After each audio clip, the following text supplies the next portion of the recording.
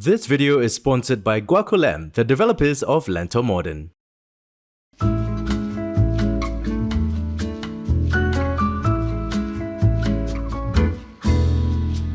Hey guys, Ruben here. So today we are in the Bidadari Estate and we're going to be checking out a 4-room ground floor unit just off the quiet and serene Alkaff Crescent. Now the homeowner completely revamped this home on his own to fit his young family's needs, and it features some very unique implementations. Now I can't wait to check it out, so if you guys are ready, let's get the show on the road.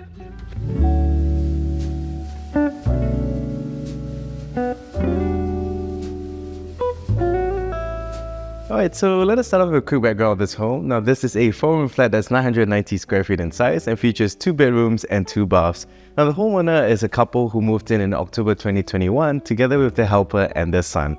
Now because the homeowner is an interior designer, they were able to carefully curate the materials and layouts of this home, pouring $120,000 into transforming this house into what it is today. Now, as always, let us begin at the entryway. So behind me is a wood laminate door, which honestly is something you find in most Singaporean flats. But what's interesting is actually the glass door behind it. Now, because we're on a ground floor unit, this was done to keep the smells out while allowing light into the rest of the home. Now, the flooring is finished in large format grey concrete tiles which stretch through the house, and to the right we have concealed storage. Around the corner is the homeowner's paludarium, which is really a mix of both aquatic and terrestrial elements. Now, growing up, the homeowner was often surrounded by fish tanks, so this was his way of bringing a slice of his childhood into his adult home. Now further down we have some shelving, and this is for the homeowners to place their items after coming home. There's also storage cabinets below that. Fronting the entryway is the living room, and it's here that we're once again reminded that we're on a ground floor unit with the beautiful greenery outside. Now filling the space is a 3-seater rattan sofa together with an armchair in the corner, and in the middle a circular white table with an ice bucket that currently stores a fern for display. Now at the far end we've got a TV console. The top is finished in marble to help break the textures in this living room, and below we've got fluted panels which nicely conceal the homeowner's accessories. Finally, we've got a nook carved into the corner just by the window, nicely showcasing the homeowner's display pieces.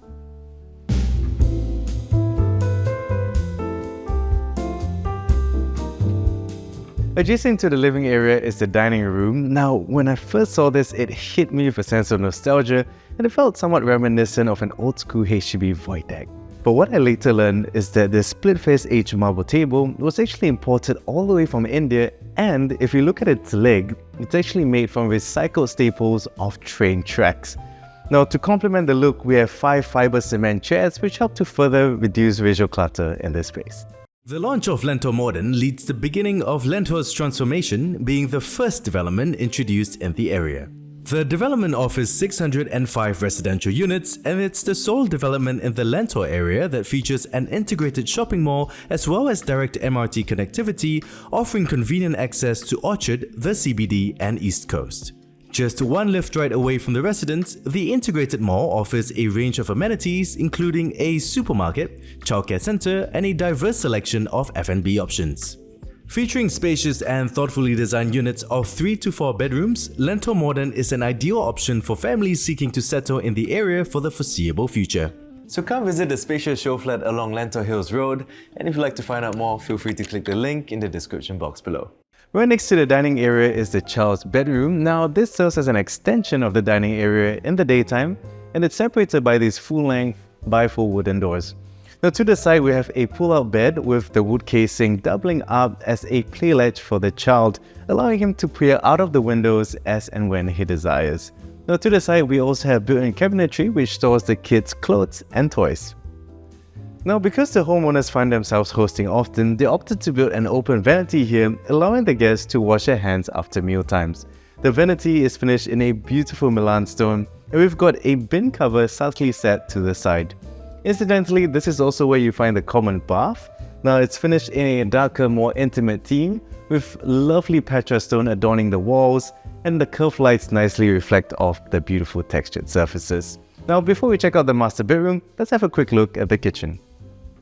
Separating the kitchen from the common areas is this glass swinging door that allows light into both areas while concealing smells to the kitchen.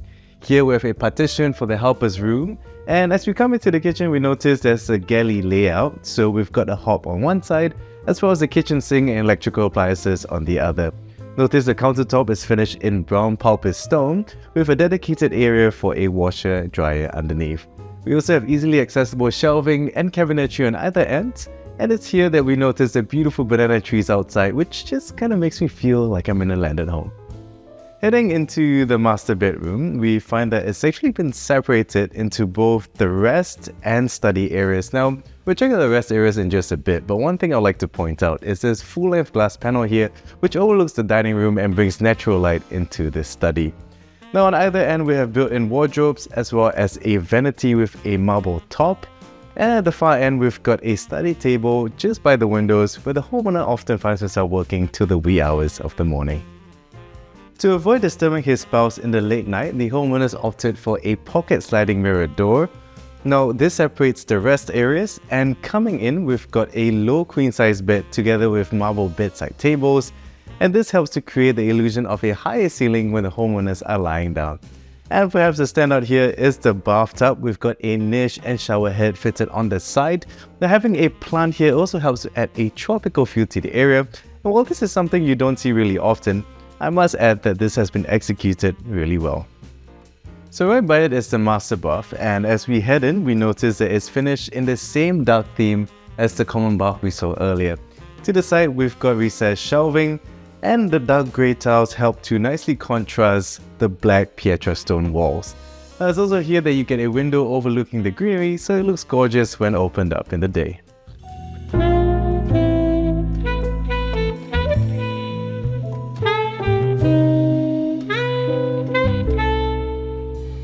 And so we've officially come to the end of the tour. It's certainly been one of the more unique homes we've seen to date, so hopefully you guys enjoyed that.